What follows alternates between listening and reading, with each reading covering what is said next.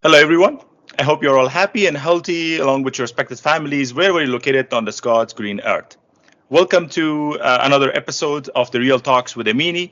I'm honored to have Mr. Jason Criss Howk, the Director of Global Friends of Afghanistan, with us today. We'll be talking with him on various aspects of the situation in Afghanistan, U.S.-Afghanistan relationship, and opportunities ahead of us. So welcome to the show. Jason, good to have you. Thank you for the opportunity to speak with you.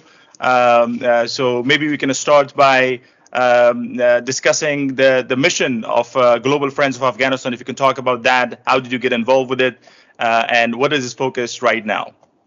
Awesome. Hey, great. Thanks for having me here. So Global Friends of Afghanistan started as the Republic was falling in 2021. A bunch of us who had been involved in Afghanistan for decades at that point, across diplomacy, intelligence, military, humanitarians, you name it. There were people of all kinds saying, look, after the evacuation, the world is going to close the book on Afghanistan and just ignore it if they can. Because the U.S. led the retreat. They talked NATO into leaving that whole coalition, 50-something nations. And we were, what's the next step? How do we help? Because Afghans are going to be completely in shock and, running for their lives, literally. So what do we do? We decided as a group we needed to create an organization, an educational nonprofit, kind of a think tank like thing where we can keep talking to the world about what's going on and educate them about what's happening in Afghanistan, especially people in America and Europe. We had Canadians involved, so we had most of the West covered. And then we also decided that as Afghans are in shock from watching their country crumble and these terrorists take over the country, we need to give them a safe place to speak. So we could host online events, an annual in-person conference, and support and kind of put their words out there. Just keep talking to the people of Afghanistan from all walks of life, from all levels of society. Help them write, help them get on the press, help them share their own news organizations and their own op-eds and podcasts, and just keep the voices of Afghanistan out there in the world. So that's really been our mission. We didn't want this to be a place that just sucked up money and paid people to do it. So everybody that's involved had to be a volunteer.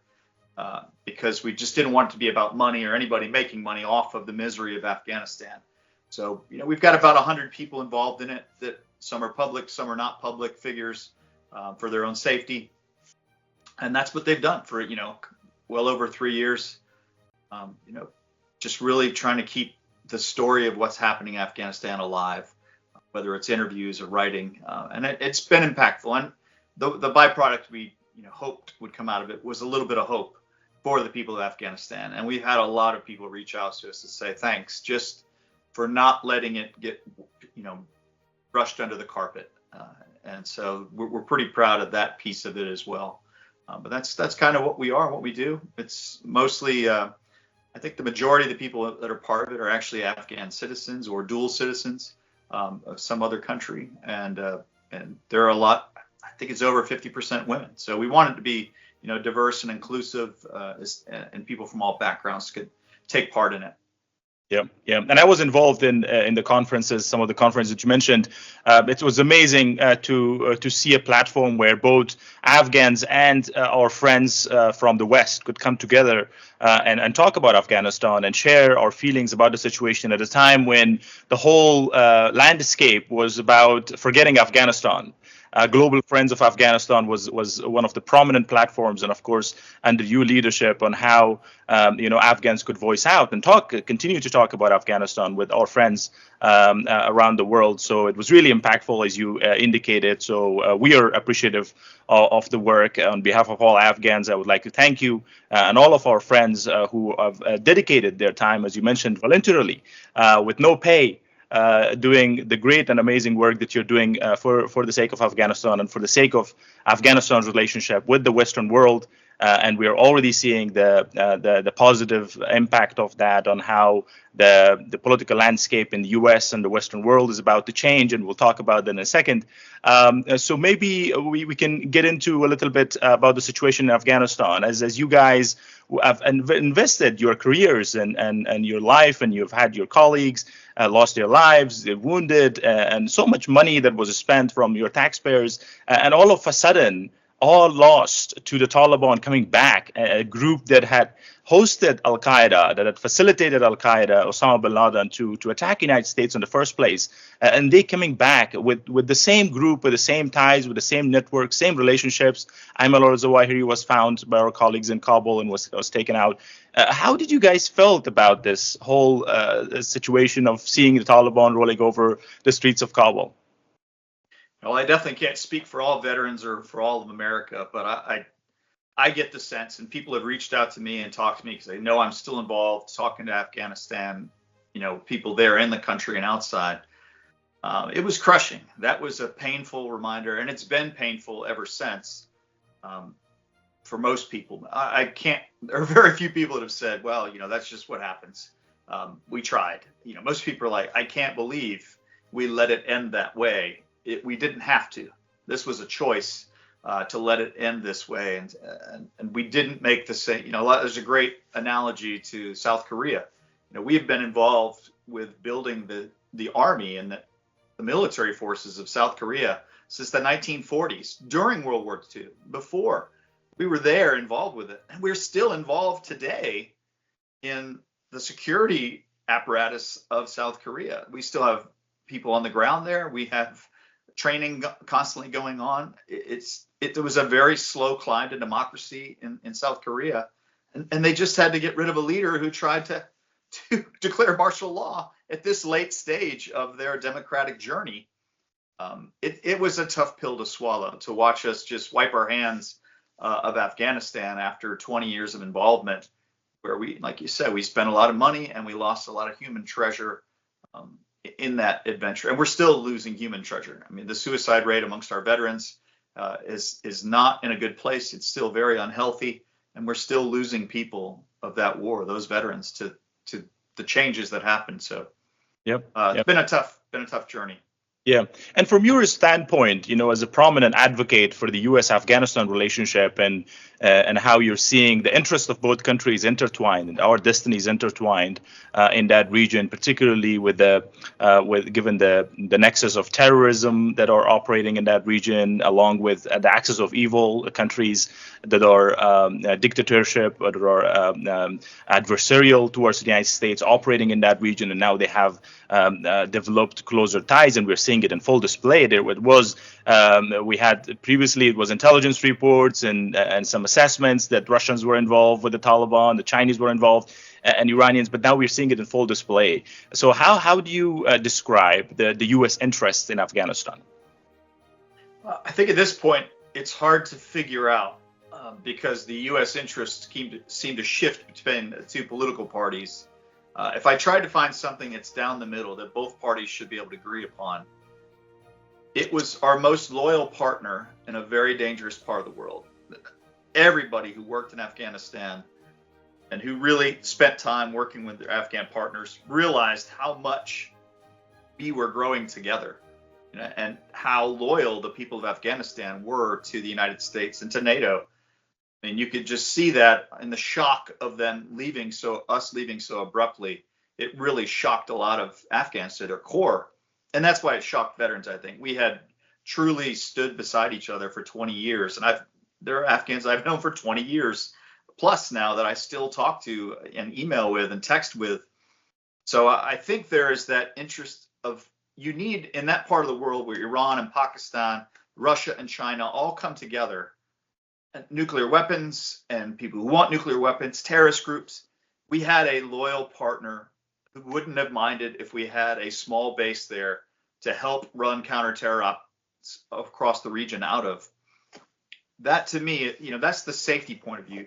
Then just the long-term journey, economically, Afghanistan has got a lot of natural resources. It's a wonderful producer of agricultural products, the best fruits in the world from someone, and it has an amazing variety of things that people in America would value. And so that kind of economic relationship to a country that needs good trading partners who are fair to each other, that would have been a wonderful long-term connection. And I think just on those two pieces alone, but there's also just kind of this love for entrepreneurship and freedom amongst both countries. It was one of the first things I saw when I got to Afghanistan in 2002. It's like, hey, these people can put together a business or a marketplace in about 3 seconds, and they are good salesmen. Like, it's very, growing up in America, I saw us in them. I was like, that's wonderful. Like, this is how we think. Everybody can start a business and rise to the top. But also just very entrepreneurial in the fact that they solve problems. When given a problem, the people of Afghanistan can solve it, and they're passionate about solving those problems. You also had political parties who don't get along very well. Very used to that in America. Every state of our 50 states, has very different views on what the federal government should do, what states should do. No different as I wandered to almost every province in Afghanistan.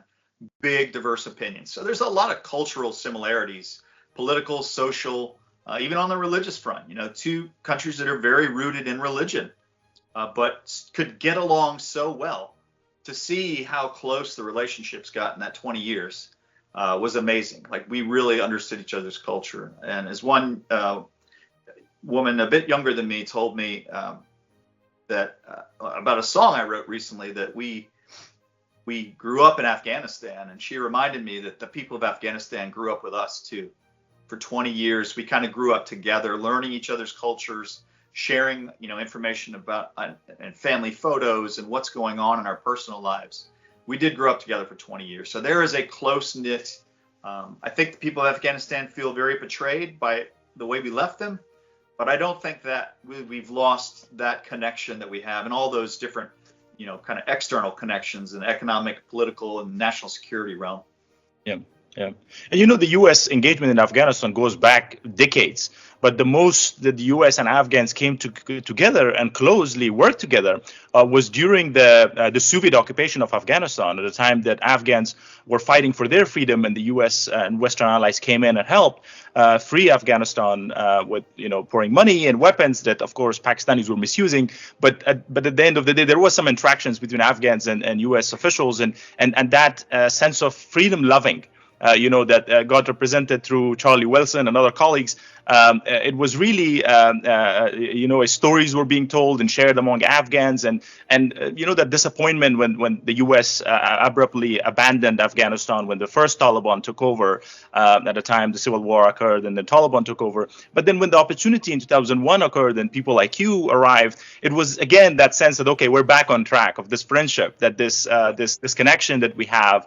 And there was a lot of, as you indicated, Afghans were also looking at similarities, and they were discreetly talking about how Afghanistan could play a role like a West Germany, like South Korea, and even privately you would hear some talk about Afghanistan being an Israel for the United States. That a special relationship in that part of the world, given the neighborhood is problematic and challenging for Afghanistan as well as for the U.S., and how Afghanistan and our security apparatus and our institutions could play a role in shaping that region to go towards down the path of freedom, which unfortunately, once again abruptly ended on August 2021. What do you think that the democratic leadership didn't see? Like, what was at play that blinded them to this special relationship? I think a lot, but really both political parties here in the U.S. missed the opportunities from the very beginning. They didn't understand the culture of Afghanistan, and I don't think they understood what the people of Afghanistan really wanted in that connection, in that relationship.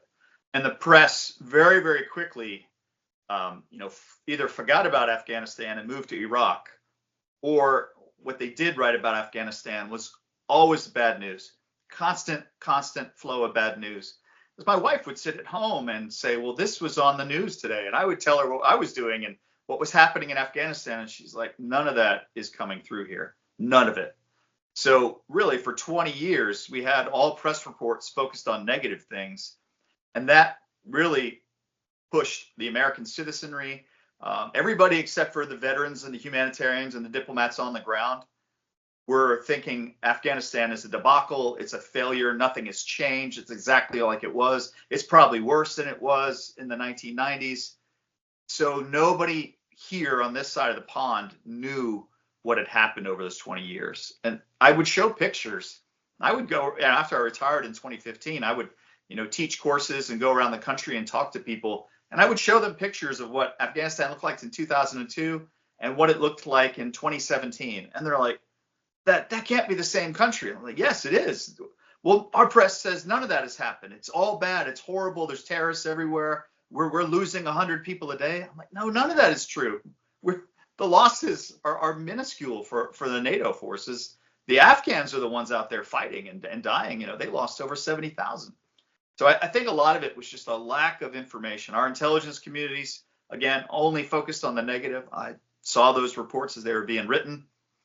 I was like, but that's not the whole story. We really, we shorted ourselves. And I think the people of Afghanistan, I talk to them a lot about, those in government. You need to be better at explaining to America and explaining to the UK and explaining to Germany. Your embassies need to be not lobbyists, but they need to be constantly in contact with all segments of society and explain what's going on, because the press is not doing it. So you've got to send the information over. What's changed? What's growing? What's developing? What do you need? That is the best way you're going to reach this. But in the end, I think it was easier for both political parties to wash their hands of it and say, I ended a war. They didn't have to say whether they won or lost. They just had to say, I ended a war. And they knew that wouldn't cost them politically, because most Americans had no idea we were even still there. And that's honest. I had so many people go, we're still in Afghanistan? I didn't know that. So it was kind of an easy button. Like I said, this is simple. All I do is hit the button, we pull out, and we don't have to talk about it anymore. Yeah. And it almost worked. I mean, I did end up costing Biden and I think the Democratic Party a lot in this election. That did hang around their necks the whole 4 years. People continued to talk about it and what was happening. And that was the right thing. People should have been saying, whoa, no, we made a mistake here. It's worse than before September 11th now. Yeah. And that's really bad for the world. Yeah, unfortunately. And you also saw there was a campaign of whitewashing the Taliban 2.0, and how they're reformed and how they're ready to integrate within the international community system, and how they're going to respect Afghans' rights, and how they're going to join with other Afghans to share a government. None of that happened. So maybe you can tell to the American public, what is the Taliban right now, and how do you see that group operating? Yeah, absolutely. That was a really shameful act. And I've noticed most of those whitewashers have disappeared now. But yeah, people sold a bill of goods that was not right. It was not true that the Taliban were going to be any better. And I'd say, in fact, it is worse than before September 11th. I think they're tighter with the Al-Qaeda network. They're tighter with the Haqqani network. The government is not a Taliban government. It's a Taliban and Haqqani government. These are the worst of the worst suicide bombing trainers, child molesting, child brainwashing group of people who just, they believe in destruction and they don't care who they kill. Between those three groups, more Muslims were killed in Afghanistan by so-called Muslims. In reality, if you look at that, that's frightening. In a war, that the majority of the people died at the hands of people who are claiming to be great Muslims and run an Islamic emirate. This false narrative that they are somehow religious, when in reality they just want power. They want to run their drug empire. They want to enslave people that don't. They want to kill anybody that doesn't believe in what they believe in, and they want to rule with an iron fist. So we are back to before September 11th, and it is worse. There are more terrorist groups in the country now. There's a lot more arms in the country now. There's all the military equipment we left behind. Those are all training centers now. They're building more so-called madrasas where they're not teaching them about Islam. They're teaching them to hate everybody who isn't in that school.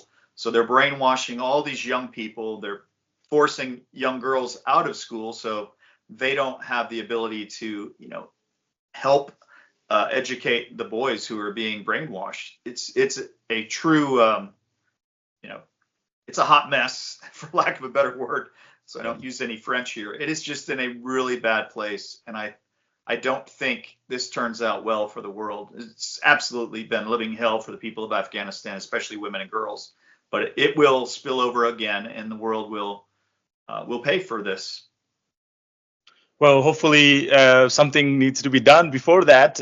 We already see the repercussions of that, actually. We see terrorist groups operating in the West. We see attacks in Europe. Some Afghan did this, some group did this, or ISIS took responsibility. And you and I know it's all tied to what's happening in Afghanistan, and the Taliban come back as an umbrella of all the terrorist group. But it was interesting at a time when they were whitewashing the Taliban. We would, as Muslims, would say, this is a group that is intent on killing other Muslims who are moderate enough to think about having a civilized life, to have a modern way of thinking and life and integrating with the international community. And they're not tolerating us. If they are not tolerating us and they are intent on killing us, then how do you think they're going to be shaking hands with you and they're not going to backstab you? It was really difficult for us to watch, how those handshakes would occur and those photo ops would occur. And the most troubling of all was the phone call that was facilitated between President Trump and a guy who is not even the second or third or fourth person in the Taliban ranks and file. So, I mean, if you're facilitating a call between President of the United States, call the President of Afghanistan.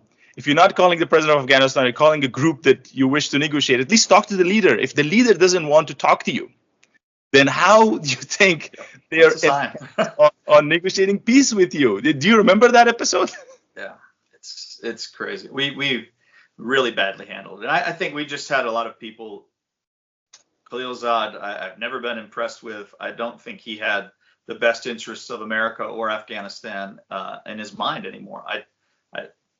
Either he was slipping in his senility, or he truly was just making bad mistakes, and I hope they weren't on purpose. But it did not turn out well at all. And the Biden administration just kind of carried on with that ridiculous idea that somehow things would all turn out okay if we abandon our partners and let the terrorists from Pakistan come back over at full force. It was childish. It was a very childish view of how the world works, and it's just ended in catastrophe. Yeah. And I would hear also some statements, some remarks from time to time that, there is some counterterrorism discussions between the group, and that probably they will be useful in counterterrorism, and they will not hurt the U.S. interest. And there is some relationship that I think there was some relationship. They were talking with each other, but as far as I know, they did not provide anything valuable to the United States. They only took the money from the U.S. and instead they would take hostages from the U.S. and American hostages were there. It's crazy to think that they would take American hostages with American guns in their hands, and they would take the American money as well while they're doing it. So those tactical engagements were there while the U.S. were doing all of the over-the-horizon operations on their own. These operation on al-Zawahiri was done on their own. So all of the targets that the U.S. did in Afghanistan, whatever they took out, was unilateral. So there was no benefit of having the Taliban playing any role for the U.S. counterterrorism operations. And so for all of those colleagues, a lot of those people who were, or institutions who were putting these things out there, what are you going to tell them about how the Taliban is basically a proxy for IRGC? It's a proxy of the Chinese and the Russians and the Pakistanis. Yeah, we are not dealing with an organization that can be trusted because most of them are puppets for somebody else. And we've known this for a long time. We know that PAC-ISI runs the Haqqani network. They are, as one of our chairman of the Joint Chiefs told Congress, they are an extension of Pakistan's military. So if Pakistan was stabbing us in the back and they're, the ones who helped put the Taliban back in power, what do we expect? The Taliban are not going to help us. They don't want to. Why should they? They've gotten everything they wanted. We got out of the way. They have weapons. They have money from us, from our taxpayers, and they have the freedom to do whatever they want. They're traveling around the world as if they're not a terrorist group. So They got everything they want, and we got nothing. We didn't even get our hostages freed. We just found out there were even more there than we thought. And I'll guarantee there's a lot of political prisoners there from around the world. Not one of them was freed in 4 years because the Taliban liked us. Everything was traded for money or lots of terrorists from different prisons. So they're not a friend. They're not an ally. It's all a farce. Yeah. Are you concerned that this axis of evil, the Chinese, Russians, and Iranians and Pakistanis, and how they have developed ties with the Taliban and are very warmly working with them? They're a spokesperson for them at the international level, at the UN, and everywhere. They're advocating for them to be recognized, to free Afghanistan's money and assets to them, and they were the first who provided the Afghan embassies to them, and they were while we were evacuating and getting out, those embassies were operational very normally in Kabul, so you could tell they were very okay with the Taliban coming back to power. Are you concerned this nexus of terrorism with these countries, that maybe they're using terrorist groups as a way to come after the U.S., contrary to what other people think, that maybe they will be confronting the U.S. on, Eastern China Sea or through Taiwan and other places, that maybe the actual agenda might be using terrorism as a tool to take on the U.S. and their interests. And we saw how the attack happened on October 7th on Israel, a prominent U.S. ally in the region. I'm very concerned about this. And I would add on to that axis, Qatar, which has been, they were for the Taliban the first time around. No surprise, they helped to put them back in power. And very sadly, the United Arab Emirates, who has been a very close security ally and partner on interfaith work to, tamp down the hatred between the different religions, UAE doing just as much to help the Taliban gain legitimacy. I think for those countries, it's very easy for them. Most of them don't care about human rights. They don't care about women's rights. So they are happy to let the Taliban do whatever they want, as long as they don't commit terrorism in their countries and they let those countries have economic relationships that benefit China, Russia, Iran, Pakistan. Iran needs the water. Pakistan wants the border secured and clarified. I think they are very happy to work with them, and they don't care what those terrorist groups do to spill over into any other country, as long as it doesn't affect China, Russia, Pakistan, Iran, Qatar, and UAE. Probably Turkey too, if you want to make the list complete, a NATO member. I think they're perfectly fine. They will continue to work with them. They don't care if they get recognized internationally. They say they don't, but they'll work with them. They would be the first countries to recognize them, just like they were last time. Yeah. It's a mess. Yeah. And what do you think the Western countries are going to do about it now that this realization that you and I are talking about is much more common? It wasn't common during 2021, 22, as you and I were advocating for this. But now we're seeing the beginning of that realization. So what do you think the Western countries are going to do about this? That's the tricky part. I really can't tell you. The United States has not been leading on Afghanistan since August of 2021. I don't know if we are going to get back in the lead. I hope.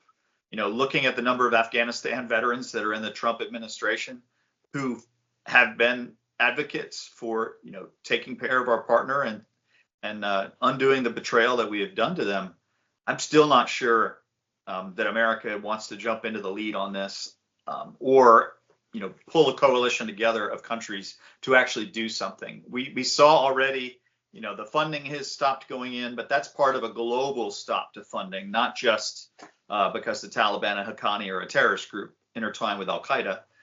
So if there's a continuation of that, I think that's a piece of the puzzle. You're going to get the economic side of it through maybe sanctions. I hope that with the gender apartheid ruling coming out of the International Criminal Court, that you might see some more legal activity on it. And hopefully Senator Rubio is going to carry out on what he said. Hopefully there's going to be more individual sanctioning on travel and banking, et cetera, and then organizational sanctions on the Taliban and Haqqani. Hopefully maybe list the Taliban as a terrorist organization. But we just can't be sure. And I don't know how high of a priority it is. I know the Ukraine and Russia and Israel and the Palestinians are a very high profile for the administration. So will they, pull Afghanistan up to that? I don't know. I hope they will. I think that a lot of people have been trying to explain this to the administration as they've come in. and as they were preparing to take over. But so far, we haven't heard anything about Afghanistan in any major way. We haven't heard anything about a new special envoy. We haven't heard anything about a new chargé going to the mission that is sitting in Qatar now. So I'm not holding my breath as to when anybody might take action, but there are some steps that could be taken. And I wrote about this on LinkedIn the other day. There are things we can do that are inexpensive, but meaningful and helpful to those in Afghanistan who believe in human rights and democratic principles. Yep. If we can at least do that minimum, I think we're really, the West in general and all those countries that believe in human rights are really failing. Yeah. Do you see any country in Europe that is well positioned to take the lead on Afghanistan? A lot of European countries have lost the faith of the people of Afghanistan as badly as America has. But I imagine there are a few there that have the ability to do something that's impactful. You know, Germany should have that ability still. They have a lot of citizens that are of Afghanistan's descent. So, you know, there's a reason there to do so. That's a group that kind of lobbied them to take action. And they weren't as stained, I guess, as America was in leading for the withdrawal, although they were happy to leave. I think the UK should probably take a back seat for now. Still, still not a lot of people in Afghanistan that trust the UK, but they can be helpful in some of these things. And all of them have got to come together. I imagine Canada's in a really good position to do something. That's a country that's liked and trusted. Maybe New Zealand, Australia to a lesser extent. It'll really be interesting to see who steps up. I think most of the Scandinavian countries have kind of been stained with the Norwegian activity as far as helping the Taliban through diplomatic things. So it's a mixed bag. I really don't know who's going to step up or how effective it will be. Yeah, I mean the Five Eyes. I think it's their responsibility to be able to see at least, right? Yes. and if they're able to see, if they're seeing what you and I are seeing, and if they must be concerned, and if they are concerned, they need to act, and they cannot delay this any longer. And a lot of Afghans are very excited about the Trump comeback. They're looking at it as an opportunity, particularly looking at his team around him, the national security team, who are all veterans of Afghanistan, who are familiar with the issues of Afghanistan, who are all anti-Taliban in their personalities, in their statements, and their remarks, and they understand the issues there, and they look at it as an opportunity. And they have seen all of these, briefly statements about possible issues with the U.S. Weapons being left in Afghanistan, whether if U.S. could take action and destroy, if they cannot take them back, at least destroying them and take them out of the battlefield or out of the hands of the Taliban and terrorist group. I mean, that could go a long way. And of course, cutting financial aid would definitely be helpful. But most important of all, if they could just issue a statement and say that, politically they stand with Afghan people, and Afghan people's right to determine their own fate. If they want to change the Taliban and overthrow them through a people's uprising or any mechanism that the people of Afghanistan will choose, the U.S. will support that. I mean, that statement alone could go a long way, don't you think? Yeah, absolutely. I mean, any kind of political statement, if it could be a coalition political statement that the United States leads on, and it just kind of gathers again the countries in the world to say, look, we all made a mistake in leaving too quickly. We didn't understand what the enemy was capable of and what they would do, and they're still doing it. So, we have to stand with those who would oppose terrorism and who believe that all the people of Afghanistan should have all of their human rights, and just make that clear. Yeah. Because we have not been clear for 4 years. People are all over the place, and that's confusing. I've seen that confusion among the people of Afghanistan. The anger at all of the countries who once were working so closely to help rebuild the country. Yeah. There's a lot of people say, there's no anti-Taliban resistance. Well, there is active resistance against the Taliban, and their armed resistance. They're trying their best, whatever they can. But people forget that the president of the United States or officials of the U.S. government saying that they do not support any anti-Taliban activities. That's one way of saying that, we're not supporting it. But it's another way that, people interpret in Afghanistan and that part of the region is that, okay, the U.S. does not want it. that was the interpretation that everybody took, that, okay, the U.S. does not support, that means the U.S. does not agree, that means the U.S. does not want it. And so that prevented a lot of Afghans from joining the resistance and fighting against the Taliban, because they saw if the U.S. is not on that side, then and people would not, they will not succeed, at least in the short term. And that was a key factor there. So do you see a role, at least, internally for the U.S. administration? There's a good community of Afghan Americans in the United States, and also recently arrived Afghan allies in the United States. Senior leadership of the security sector, former generals and others, civil society, the youth leaders, prominent figures are based in the United States. Do you see any role for the U.S. administration could at least rally around this the Afghan diaspora within the U.S. and what are their aspirations for them and for their children, whether they want to live in the United States sustainably for the long term, or if they are having any plan to go back, and what they want and what they wish, given they are here legally, legal status through a special immigrant visa and others, that maybe that sort of a conversation could be helpful? Absolutely. Our State Department should have a better understanding of what all of the people in Afghanistan want and what all of those in diaspora. And as you know, it's every country in the world right now has got a new Afghanistan growing inside of it, because so many people have been escaping, running for their lives from the terrorist group. So I think it's important that all of the governments talk to them and set up, Global Friends of Afghanistan set up a mechanism to be able to speak to the people in Afghanistan by talking to leaders of every single social group and, political party and, protest group, the women's groups, the martial resistance, whatever it was. If you were against the Taliban, we kind of reached out and asked, well, what do you want? What do you see for your country? I think if the U.S. and built a coalition of nations to say, look, we messed up, admit that mistake, let us help, a Congress of the people of Afghanistan from around the world, come together, and you tell us what you want for your country and how best we can help. And at the same time, stop engaging with the Taliban and Haqqani terrorists. If we just did something that simple, which costs almost no money to do that, with the technology you and I are using right now, and a conference in Europe and one in Australia and one here in North America, you'd cover the majority of people. And everybody has those connections inside the country.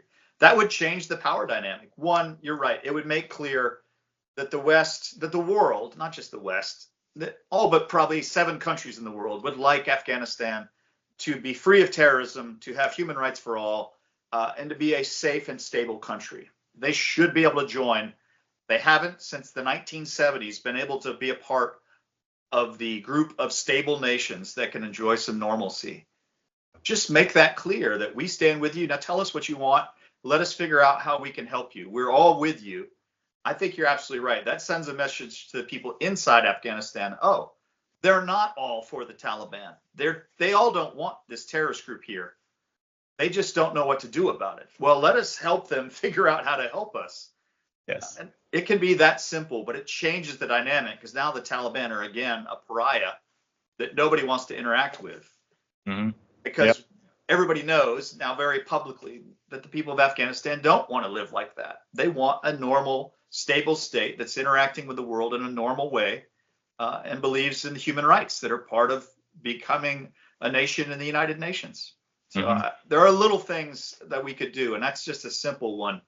But hey, ask what Afghans want and give it to them if it's easy, or have hard discussions if it's hard, and figure out what it is. But we shouldn't be just coming up with our own plans as governments that are not made up of the people of Afghanistan and running with that. We shouldn't just throw money at this or throw money at that. We shouldn't be talking to the terrorist groups anymore. We know they are unreliable. We only help them by speaking with them. We could go get our hostages tomorrow. We have units in our military that could go get those hostages in about 30 minutes. They'd be in and out. Like, we do this all the time. We don't need to have negotiations to get hostages out. We don't have to free any more terrorists. Just go get them and then cut them off. Cut everything off and arrest them whenever they pop their heads up in any other country. We're expanding Gitmo right now because we've got a lot of criminals in the United States that need to go back to their home countries, we'll make some space for the Taliban and the Afghanis. Yeah, yeah.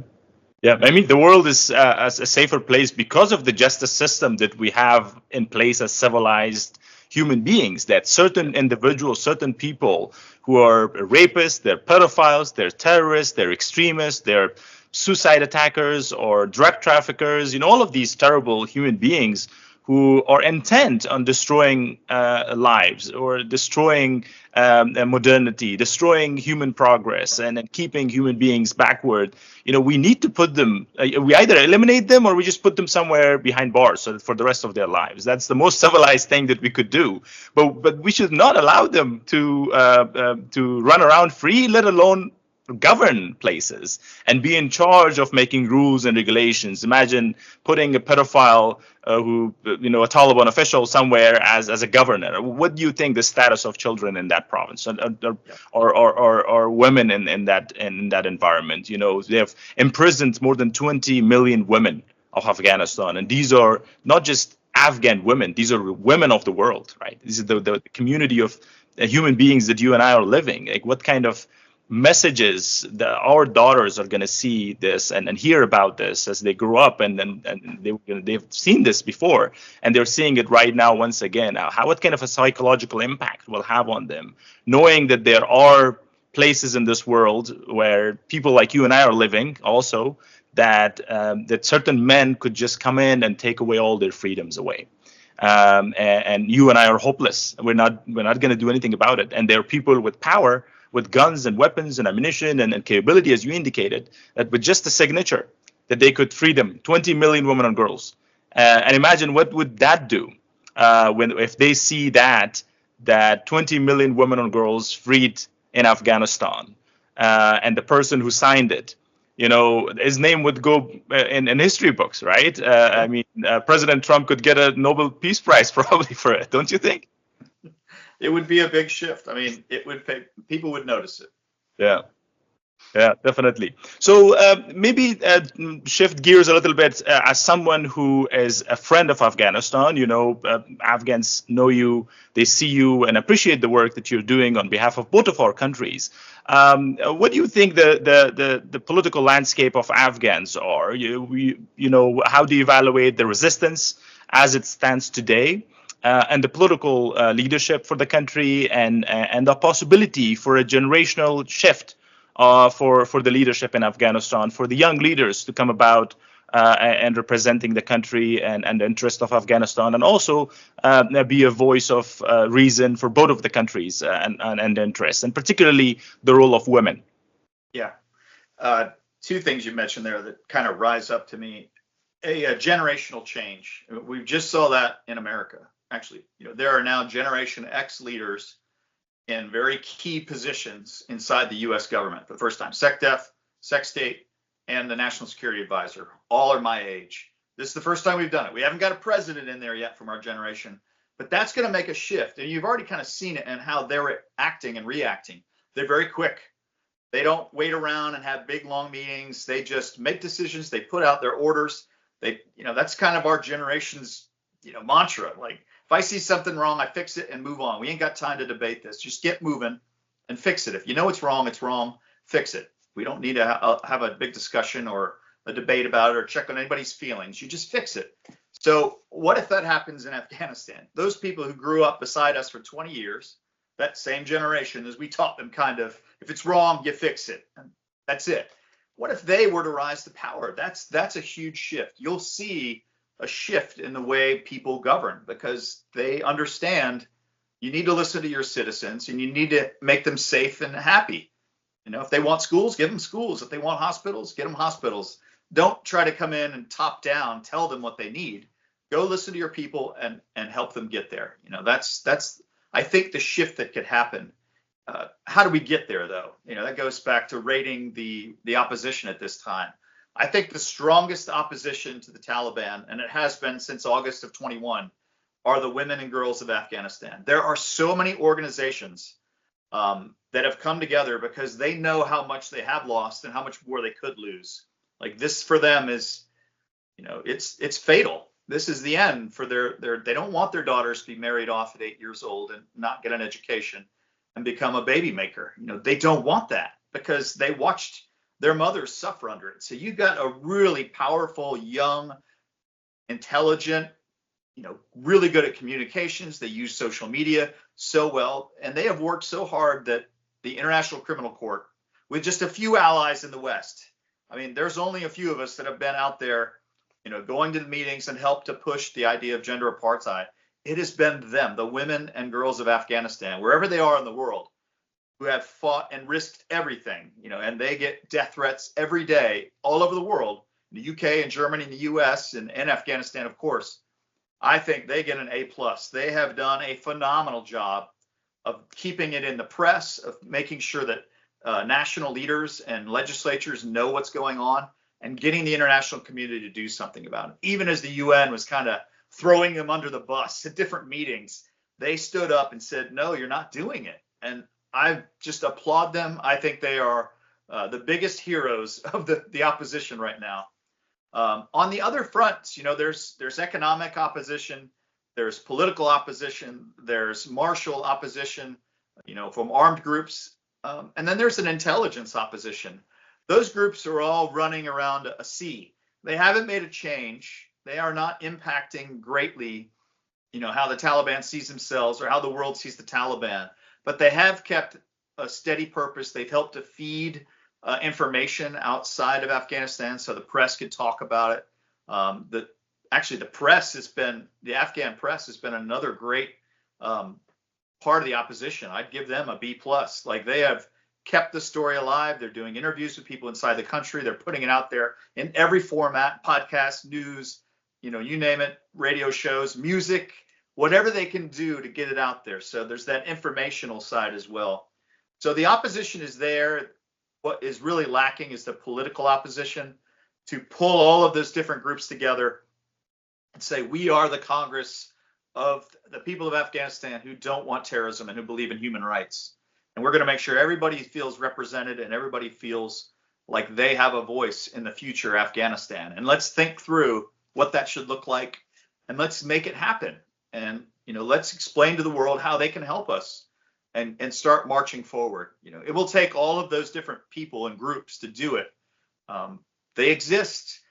There's just no leadership. Nobody is running the opposition, all of the opposition that's needed to eject somebody like the Taliban and Haqqanis, and to deal with Pakistan and Iran, who are going to continue to feed, and disrupt and divide in Afghanistan. That's what they do. They don't want it to be stable.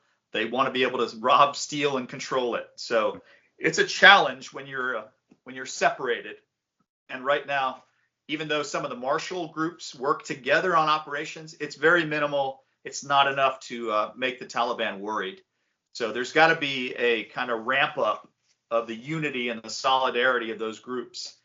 That's probably the only way you're going to get anybody outside of Afghanistan to support you, is if they can see, okay, they are solidified enough and they know what they want from their country, and it really sounds like what the future should be, not that the West has written it, but what they want. And Yes. And then they'll get support. And I've told people that for 4 years. If you can't get united enough, it doesn't have to be perfect, but you do need to be publicly all one group, then you won't get the support you need. And it'll continue to be small pieces, and it won't be enough. The Taliban can handle that. They want everybody divided. Unity is the one thing that scares the Taliban in Pakistan.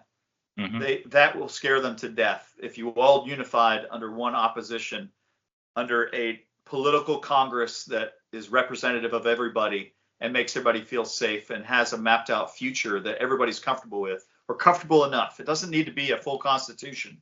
Just, what is important for your future? You'll get 90% of the people. Everybody hates the Taliban. They have always hated the Taliban. Nobody wants to live like that. Yeah. And the Taliban have been lucky. They've used that divide and conquer very well, and that's what PAC-ISI trained them in.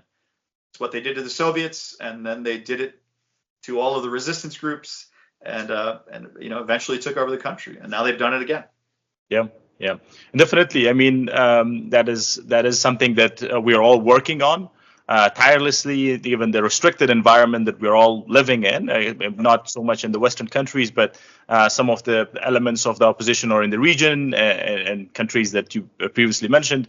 There are restrictions on how much they can do, and that has kind of hampered the efforts to come together and be unified. And on top of that, as we indicated earlier, the U.S.'s statement of not supporting anti-Taliban movements kind of discouraged everybody to not come together. But hopefully that's going to change with the new administration and how they are becoming more tough on Taliban, and hopefully with the statements of support for the Afghan opposition, and particularly, as you rightly indicated, the true and the most prominent opposition to the Taliban right now are the Afghan women. There is no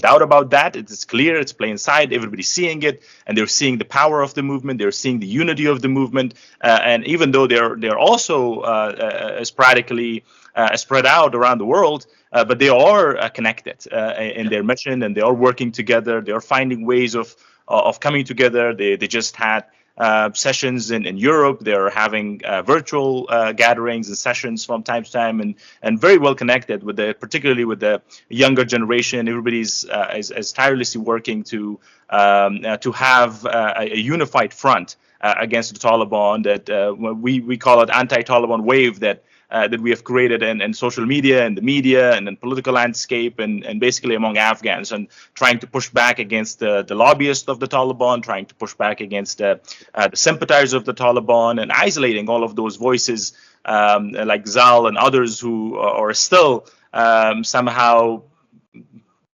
living in their outdated ideas.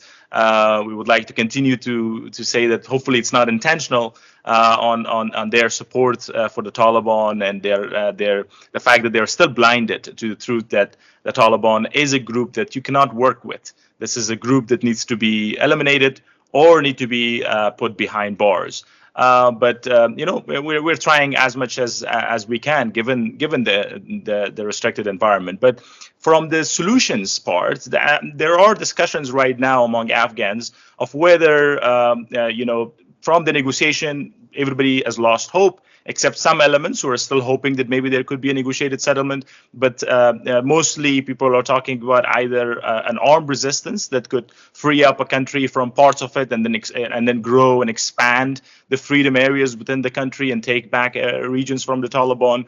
And another mechanism that is recently being discussed and debated is a people's uprising, is to work with communities across the country in different provinces and districts and cities, and then make sure that at a particular date at time, everybody rises up against the Taliban around the country, and that could hopefully create a shock situation where we could help topple the regime with that situation. And hopefully, if we work in the backgrounds and the work that we are doing right now is to make sure that at that moment the whole world, but particularly the Western countries, come out and issue statements of support to the people of Afghanistan, that maybe that could help. What do you think is possible?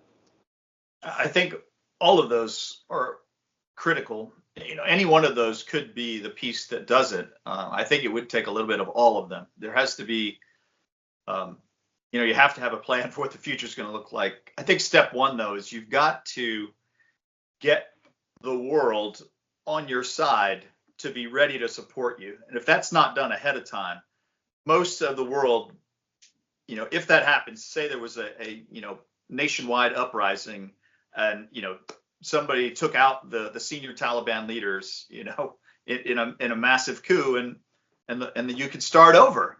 I think most of the countries in the world right now, if they saw that, would just go, oh no, it's going to be another civil war. We're not going to take sides, and they'll be silent, and they'll just wait.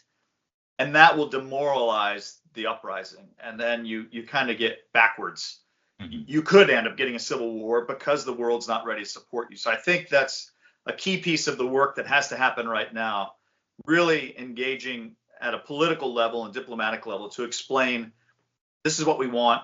This is what the people of Afghanistan want. And we're going to be working to change the future of our country. Will you support us if we want this for our country? And if you can get enough countries on board, then you're good. Once you can put that together and put it in motion, and if you took over the country, you would get that immediate support because it was planned for.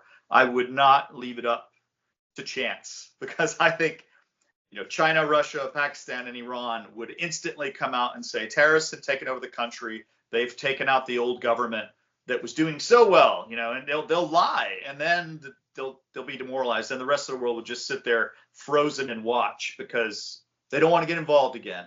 So I think you've got to get a big coalition of people to sign on and say, if the people of Afghanistan want this, then we want them back in the international community, and we will be their partners. We will welcome them with open arms back into the UN in full, support of everything. If you've got that in place, then it makes it much easier. Without that, it's very dangerous. Even if you took one province, like you said, and tried to expand, you could get shut down. I mean, Russia might send forces to help the Taliban retake it, or Pakistan might, just because they'll say that's a terrorist act, and then you're kind of stuck, and that would kill every future uprising. So I think there's got to be some planning there to how you get to it. How do you make sure that you have support after the fact? And that's the work of all of the diplomats and the political level people, that not those who failed, but those who are looking ahead and want a better future. They could organize that. You could get that done. You need a strong ally, though, in every country. You need the special envoys in each country to exist again, because a lot of countries got rid of them. And you need the chargés or whoever's in the country to agree to that. It'll be hard for them if they're in Afghanistan, in Kabul. It'll be tough for them to say that, because the Taliban will probably eject them.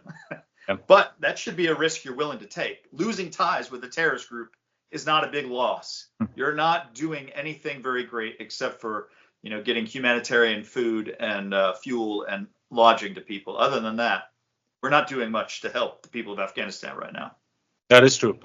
And unfortunately, as you indicated, those countries in the region are already helping the Taliban on how to crush the opposition wherever they see them. And they know the women are leading the opposition. And so that's why they are much more harsh. And you see the restrictions on a daily basis. Every day, they're issuing new restrictions on women, but even women not speaking with other women, because they're afraid that women would communicate together and they organize something. And so they are afraid of that, not allowing women to get out of their houses, being present inside the houses. All of them are advices that,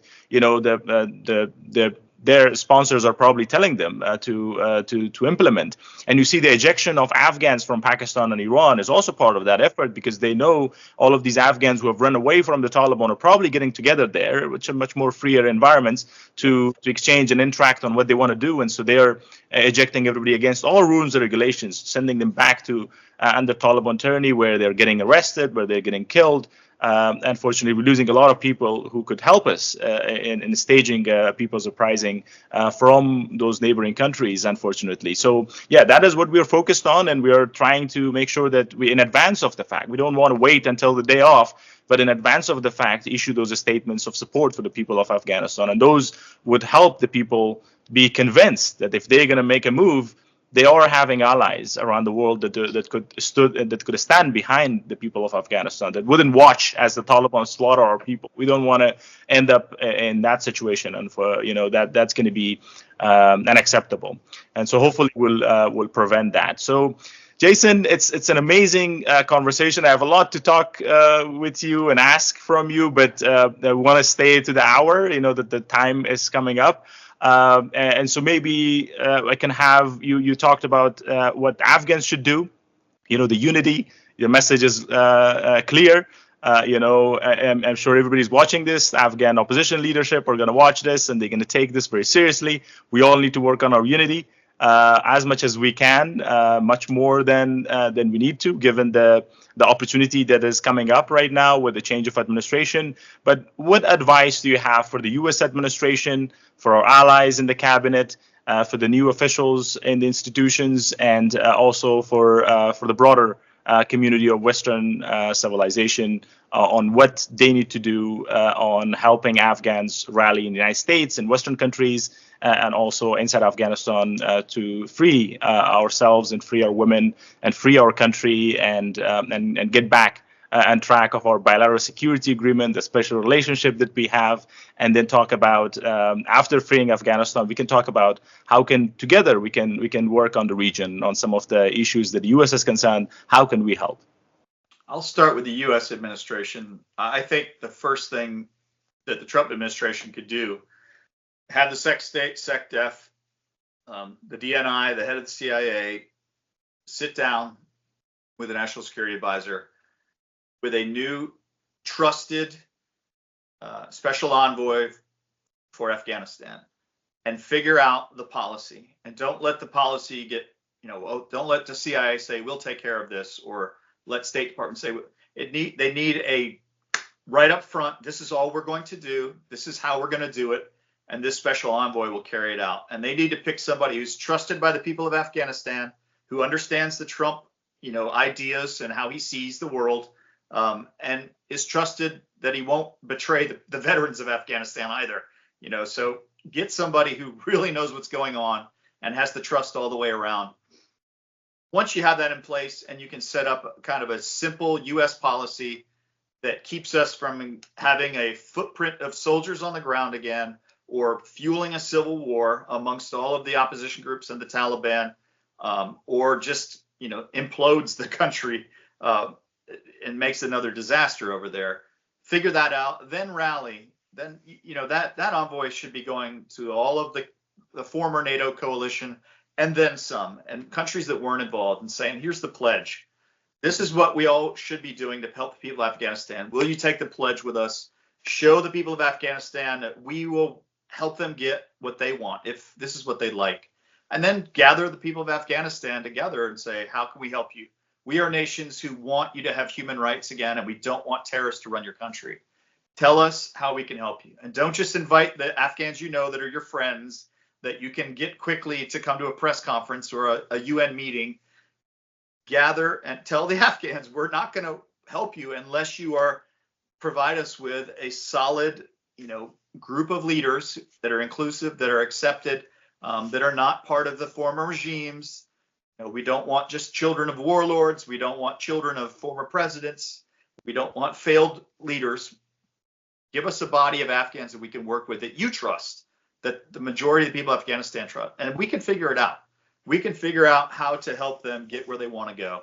And it doesn't take a lot of money. And it doesn't take a lot of arms. It doesn't take a lot of resources in any way to do this. This is basic diplomatic work that should have been happening, instead of just letting, the Qatar, Doha mafia run for 4 years and do nothing, and the UN throw Afghans under the bus and not even let them come to meetings while they're sitting down with the Taliban and Haqqani terrorists. We need to shift this, and it just doesn't take much. That's why I'm so passionate that this is the moment to change it. It doesn't take much to change it.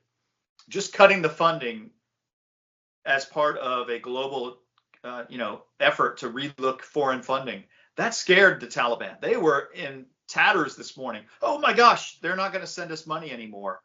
We're going to collapse. We can't feed anybody. Now they've got a ton of money because they run a drug ring and arms trafficking ring, you name it. They're robbing the mines and selling the minerals and selling oil rights. They've got a lot of cash, but they don't want to spend it helping the citizens. They want to build more terrorists. So we can see what one little thing by cutting off the money has done. Imagine if we did everything that could be done, short of putting a military on the ground there.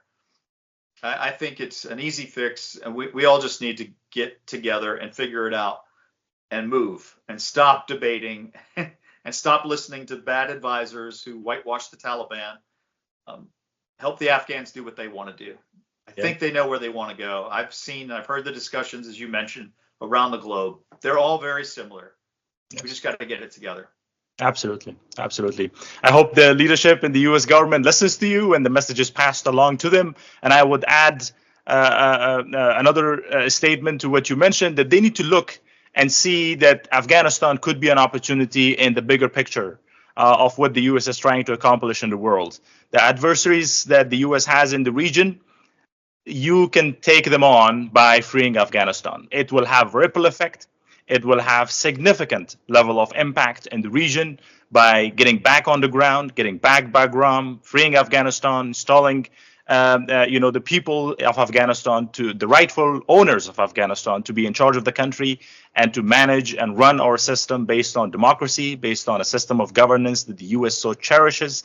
and how we having same systems, same system of governance, same institutions as allies and friends and partners. We can work together on addressing the challenges in the region that is is causing so much concern and headache for the U.S. leadership, I'm sure, on constant basis. But we can do a lot on that front as well. But we need to get our freedom first. So help us get our freedom, and we will help you in the long term secure the U.S. interests in that region for the long haul. This is a special relationship that the world, that humanity is going to be so much. It's going to help everybody. It's going to help the world. So help us first, and we will help everyone in the long term. Thank you very much, Jason. Really grateful for your time. To all of our viewers, Mr. Jason Criss Howk, a trusted friend and ally of Afghans, a prominent voice, a writer, a philosopher, I would say, a diplomat. So basically, someone that can get things done. We're grateful to have him. He is a voice of reason and a voice of the future for the special relationship between Afghanistan and the United States. He's going to continue to play a prominent role among the community of Afghans, among the veterans. He's respected. And we wish him all the best and glad to have you. Thank you so much. Until our next episode, God bless you. God bless Afghanistan. God bless the United States. And God bless our world. Thank you. Thank you.